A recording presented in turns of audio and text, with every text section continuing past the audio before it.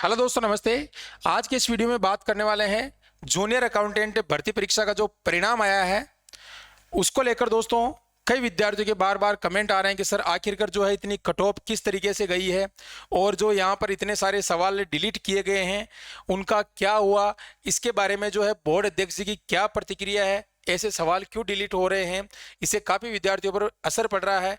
और दोस्तों, जो आपकी ईओआरओ की भर्ती है, एसआई की भर्ती है, उसको लेकर क्या अपडेट है, क्या जो है वो ठंडे बस्ते में चली गई है, क्या उन पे कोई अब निर्णय होने वाला है या नहीं, इन सभी मुद्दों पे यहाँ पर इस वीडियो में बात करने वाले हैं। और ये एक गंभीर मुद्दा है दोस्तों, जो इस भर्ती का रिजल्ट आया है उसको लेकर। दोस्तों, तो वीडियो को ध्यानपूर्वक देखना है और ज़्यादा से ज़्यादा आपको शेयर करना है ताकि ये बात सरकार तक पहुंचे और सिस्टम में बदलाव करने का प्रयास किया जाए दोस्तों।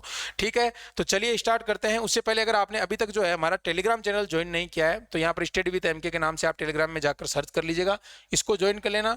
बाकी अगर किसी भी प्रकार की आप तैयारी कर रहे हो तो इस नंबरों पे आप व्हाट्सअप कर सकते हो दोस्तों, एडमिशन लेने के लिए। ठीक है, चलिए, तो यहाँ पर आप देख सकते हो कट ऑफ आपने देख ली होगी, लेकिन फिर भी मैं यहाँ पर बता रहा हूँ 576 जो है यहाँ पर कट ऑफ गई है दोस्तों 900 में से। अब आप सोच सकते हो दोस्तों, ये कट ऑफ जो है किसी ने इसकी उम्मीद नहीं जताई थी कि इतनी कट ऑफ जा सकती है।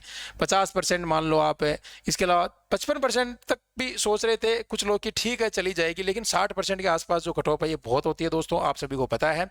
और अलग अलग कैटेगरी में भी काफ़ी कट ऑफ गई है। जिस एग्जाम में दोस्तों आपको पता है विद्यार्थियों ने जो है ये एग्जाम दिया था, उसके बाद में उनसे पूछा गया था कि कट ऑफ कितनी रह सकती है, तो विद्यार्थियों का एक ही सवाल था कि सर जो है पासिंग मार्क्स भी नहीं आ रहे हैं, पेपर का लेवल बहुत कठिन था और सवाल भी इतने लेंदी थे, फिर भी इस तरीके से जो है कई विद्यार्थियों के सवाल भी छूट गए थे। तो एक इस तरीके की कट ऑफ जाना एक सवालों के घेरे के अंदर होती है दोस्तों। चलिए देखते हैं। अब आगे यहाँ पर आप देख सकते हो दोस्तों, जो आलोक राज जी है इन्होंने क्या कहा है कि 300 में से 23 प्रश्नों का डिलीट होना बिल्कुल जस्टिफाइड नहीं है। ये चीज अध्यक्ष महोदय मान रहे हैं कि गलत है। अध्यक्ष महोदय जी, मैं आपसे ये गुजारिश करना चाहूंगा, अगर आप ये कह रहे हो कि ये गलत है तो फिर आपने ऐसा काम क्यों किया? आपके हाथ में था ना ये सारी चीजें कि आपको किस तरीके का पेपर बनवाना है। आपको सर ये चीजें सोचनी चाहिए कि इसको लेकर बच्चों पे कितना प्रभाव पड़ता है।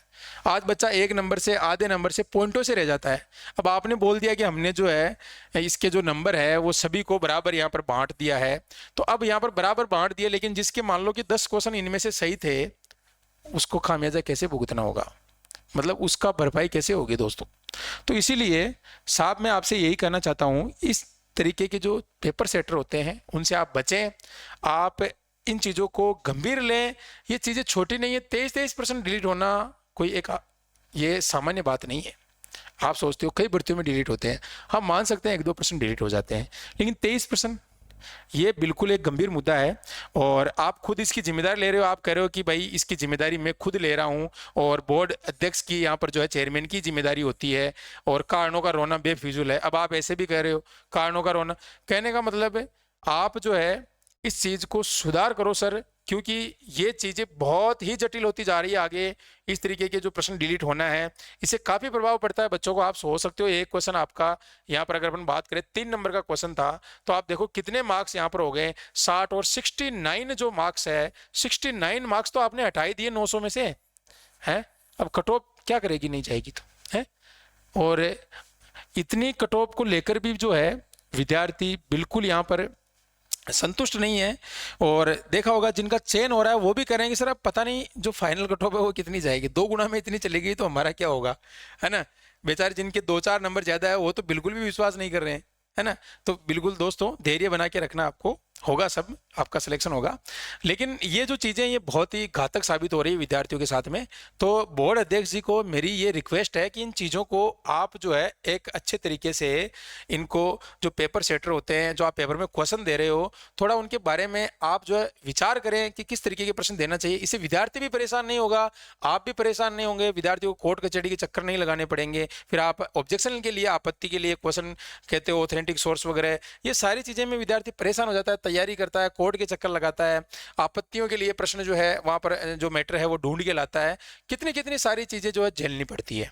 और ये चीजें जो है अध्यक्ष महोदय जी आपसे बेहतर कोई नहीं समझ सकता, क्योंकि आप पूर्व में भी सेना में रह के आए हो, तो आपसे युवाओं की काफ़ी उम्मीद है कि आप इस सिस्टम को चेंज करने का प्रयास करोगे। और मेरा ये कहना है कि आपने जो नवाचार कर रखा है ट्विटर पे या कहीं पर भी सोशल मीडिया पे, वो बहुत अच्छा है कि आप अगर समय समय पे युवाओं को ये जानकारी दे रहे हो, इससे हर युवा खुश है चारों तरफ कि एक सटीक जानकारी, उनको फेक जानकारी नहीं मिल रही, एक सटीक जानकारी मिल रही है आपके माध्यम से। इस बात का हम समर्थन भी करते हैं और आपके इस नवाचार का स्वागत करते हैं। लेकिन इस तरीके की जो चीज़ें निकल कर आ रही है, इनको बिल्कुल भी जो है विद्यार्थी पचा नहीं पा रहा है। ये बिल्कुल भी समझ से परे हैं सर। इन चीज़ों को आप जो है दुरुस्त कीजिएगा। और हमारी रिक्वेस्ट है कि आगे से ऐसी चीज़ें नहीं होनी चाहिए, क्योंकि युवा बहुत मेहनत करके जो है तैयारी करता है, इसके बाद में उसके साथ 23 क्वेश्चन डिलीट हो जाते हैं। मान लो किसी के इनमें से 15 क्वेश्चन सही थे, अब आपने तो डिलीट कर दिया कि ठीक है थोड़ा बहुत इधर उधर लग रहा है, ऑब्जेक्शन होगा, कोर्ट में जाएगी, हटा देते हैं। तो ऐसा पेपर सेट करने से पहले आपको देखना चाहिए ना कि भाई ऐसे प्रश्न अपन डाले ही क्यों। आपको पता है कि भाई ये चीज़ें होने वाली है, डिलीट होने वाले प्रश्न हैं, अभी भी तो आपको पता चला, तो इस तरीके से पहले भी तो आपको ये चीज़ें एनालाइज करनी चाहिए, ठीक है।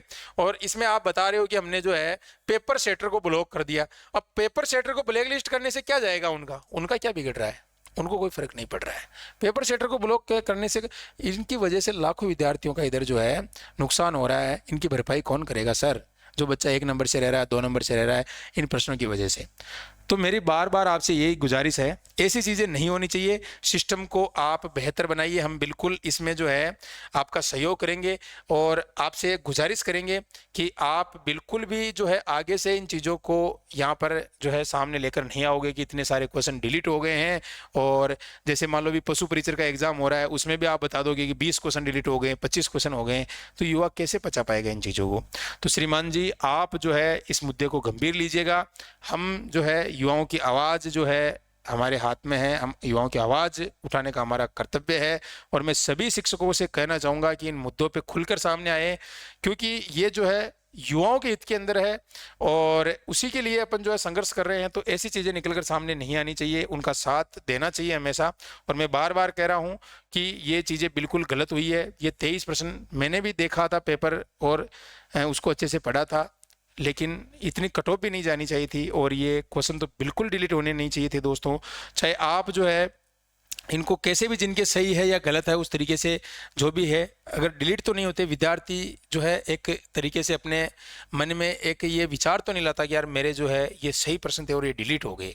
तो इसीलिए सर, श्रीमान जी, महोदय जी, आलोक राज जी, आपसे हम तो यही कहेंगे पूरा जो युवा वर्ग है उनकी तरफ से, और मैं हमारे चैनल की तरफ से आपको ये कहना चाहता हूँ कि भविष्य में आप कदापि ये गलती नहीं करोगे और इस पे सुधार किया जाए, जिनको फ़ायदा हो उस तरीके से काम किया जाए सर।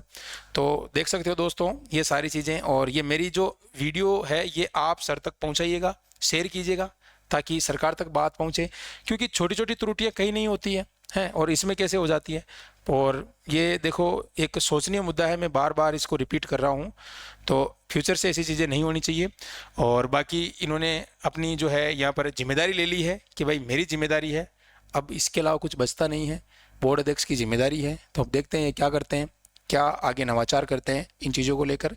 तो दोस्तों मिलते हैं नए सेशन में, और बाकी अब मेहनत करते रहिए। देखो दोस्तों, अब अगर आप 1-2 घंटे पढ़ रहे हो तो सिलेक्शन की बिल्कुल आस मत करना, क्योंकि अब जो है सिलेक्शन रात और दिन पढ़ने वालों का ही होगा दोस्तों। ये ज़माना गया जब कहते थे कि 4 घंटे पढ़ लो, 3 घंटे पढ़ लो, क्योंकि कंपटीशन इतना हाई हो गया है। अब बच्चा चाहता है हर चीज़ को रिपीट करना, हर चीज़ को पढ़ना, हर चीज़ को अच्छे तरीके से, तो सिलेक्शन उसका ही होगा दोस्तों। आप एग्ज़ाम टाइम में आते हो, पढ़ने लग जाते हो, फॉर्म स्टार्ट होते हैं, फिर पढ़ने लग जाते हो। इसलिए मैं बार बार कहता हूँ कि जो वैकेंसियाँ आ रही है उनसे अभी से तैयारी करो, तब आपका सिलेक्शन होगा। अब बात करते हैं दोस्तों आपका जो EORO और SI की भर्ती है, EORO और SI, ये जो भर्तियां हैं ये युवाओं को काफ़ी समय से परेशान कर रही है। दोनों वैकेंसियां, सरकार को ध्यान देना चाहिए इन पे, इनका जो भी फाइनल डिसीजन है वो करना चाहिए।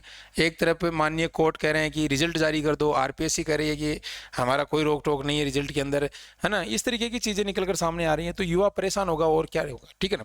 तो इसीलिए तो आप देख सकते हो ये जो भर्ती है आपकी EORO की, अभी इस पर जो काउंसलिंग वगैरह हो रही है, फाइनल रिजल्ट आना बाकी है। फाइनल रिजल्ट अभी तक नहीं आया है, जो युवा मुझे कह रहे हैं। अब देखो इस पे क्या चलेगा, रद्द हो रही है या नहीं हो रही है। चांसेस तो यही लग रहे हैं कि होनी चाहिए। आप भी यही चाहते हो, मैं भी यही चाहता हूँ, और भी स्टूडेंट यही चाहते हैं, क्योंकि अभी तक इसमें कोई ज्वाइनिंग नहीं मिली है। तो इसको सरकार को रद्द करके जो है पुनः यहाँ पर जो है एग्ज़ाम करवाना चाहिए। बाकी SI के अंदर भी जो सिलेक्टेड युवा है जिनका चयन हो चुका है, ईमानदारी से हो चुका है उनको रखना चाहिए, क्योंकि बेचारे किसी तरीके से उनका सिलेक्शन हुआ है, उनको आप अगर हटा दोगे तो फिर दोबारा उनका सिलेक्शन होगा या नहीं होगा इसकी जिम्मेदारी कौन लेगा।